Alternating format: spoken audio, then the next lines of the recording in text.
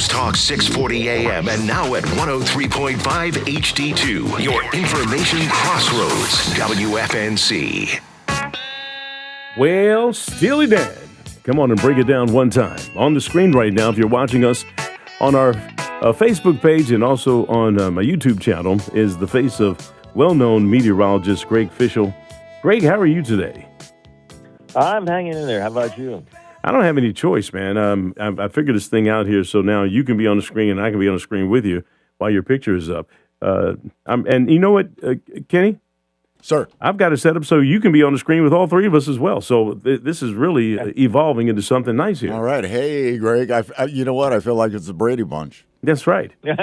hey, Greg, you and I were talking yesterday about this snowstorm. And at some point, I told you that the city manager, Doug Hewitt, said you owe him an apology. I'm going to bring the picture up. Why? Because he bought every sleigh in the city just about, and there was no snow. So he sent me this picture. It's on the screen right now of him with the dog. I don't know what the dog's name is. I'll get that from him. But he's on grass because there was no snow. And he says, Greg FISHEL owes me an apology, and now I think he owes you an apology. What do you think? Well, that's because all during the day Saturday it didn't do anything, right? And then finally came in on Saturday night. Apologies cancel each other out, so we'll just call it a day. Yeah, but you know, and you've talked about this when we were coming, because at one point you sent me a text and said, look like Raleigh's not going to get anything. And the anomalies change and things change in the storm system. And this was a tough one to call. What happened out there? This was I had never seen anything quite like it, but there were basically and by the way, there was a lot of description of what happened by saying that there was a dry slot that caused this no snow in Raleigh and Fayetteville during the day, and that's not really true. The atmosphere was plenty moist, but there were two areas where the air was being lifted, and you have to get air going up to get precipitation. That may sound weird, like precipitation falls, but you need to lift the air and cool it so you get condensation and the formation of snowflakes. And so there were two areas. There was one associated with the upper low that was to our west, and one associated with the coastal system that was just in its infant stages to our east. And in between, the air wasn't going up. So you can have all the moisture in the world that you want, but if the air isn't going up, you ain't going to get nothing. And that's what happened all during the day on Saturday. And, you know, I was looking at the way this thing was transpiring, and, I wasn't worried that we weren't going to get any snow, because if the official forecast is that we're going to get whatever precipitation we're going to get, eventually that's going to happen. It was just the timing of us that was off. And and a lot of people don't understand that, just like when there's a hailstorm or something like that, it depends on how much uplift you have that tells you how many times the ice is going to form around the drop before it falls to the earth because it's too heavy. So you have a bigger ice cube or a bigger hailstorm. The same thing is true, I guess, with snowflakes. We had a nice fluffy snow, and that was a good thing. Yes, because those fluffy snows don't adhere to trees and power lines and, all that kind of stuff. So, and we had talked about that in the days leading up to this, that it was going to be an unusual event for central North Carolina in that, the air is so cold. And the ratio, didn't we talk about that late last week about it's normally 10 to 1? Yeah, we did. 1 inch. Exactly, we did. And there were some cases reported over the weekend, the ratios were 20 to 1. So that's pretty amazing. That would mean that 1 inch of rain or 1 inch of liquid would be 20 inches of snow. That's efficient. Yeah, and what surprised you about this storm, I guess?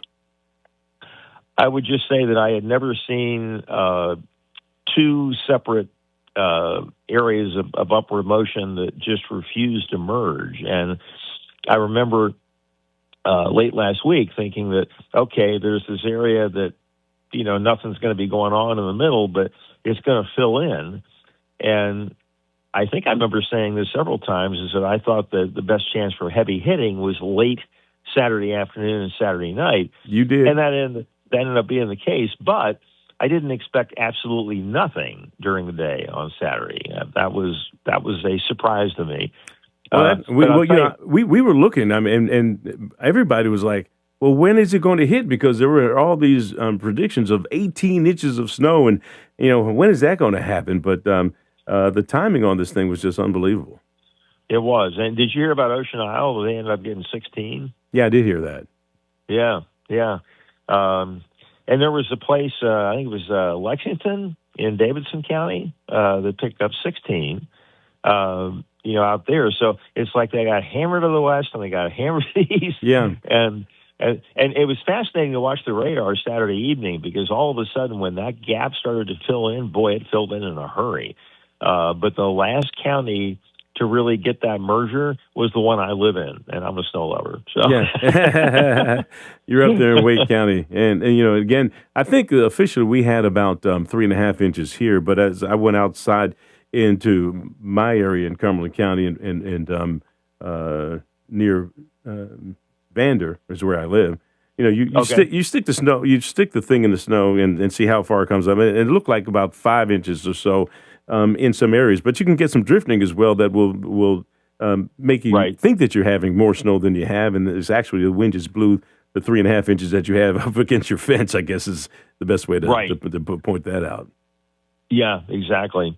But it was, and I remember also, I think making the comment to you is that when I was in school, I wanted to make things as simple as I could, like have rules of thumb and say, well, every time a 500 millibar cutoff low goes to your south, you're going to get hammered, And then what you learn as you, pile up the years of experience is that every storm is different. There may be some generalities that are the same, some common elements, but there are these idiosyncrasies and uniquenesses to each one of these systems, and that's what makes it so challenging to try to figure out exactly what's going to happen.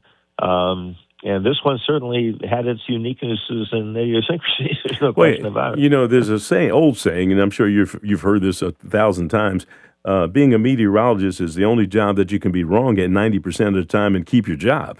Because I've heard that a few times. Yeah. I've heard it as well, but the bottom line is the bottom line, and it is a science to take the numbers based on what's happening in the atmosphere and try to predict what's going to come out. And I can say over the years you have been pretty good at it. And the neat thing about you right now, and I want to give you an opportunity to do this right now, is that people, even though you're not on Channel 5, you've been there for 37 years. I was over there for 17 years. You're not on the air there, but people can still see you. As a matter of fact, I saw you giving the Blanton report yesterday. I said, oh, there's Greg. And it was live and animated, and you kind of went to it. How can people see you? Because they can still see you. Yes. Well, like on Facebook, and that's the page that Blanton's Air Plumbing and Electric sponsors, that I do videos every day, Monday through Friday, on there. And then if you want a deeper dive into all of this and, actually want graphics and statistics and numbers and all that sort of stuff, then you can go to my Patreon page, patreon.com/fishweather. And it's a $3 a month subscription service. I started this 3.5 years ago, and it was $3 a month then, and I have not increased it a cent since then.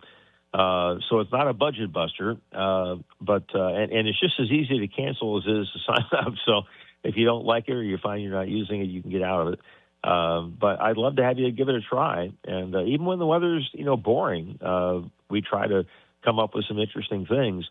I have a page on there, a graphic page that is all about the sun, like when it comes up, when it goes down, but also additional things about how high in the sky it gets, and how much daylight we've gained since the shortest day of the year, and where it rises and sets in the sky, that kind of stuff. So, if those types of things interest you, then I think you'd find it fun.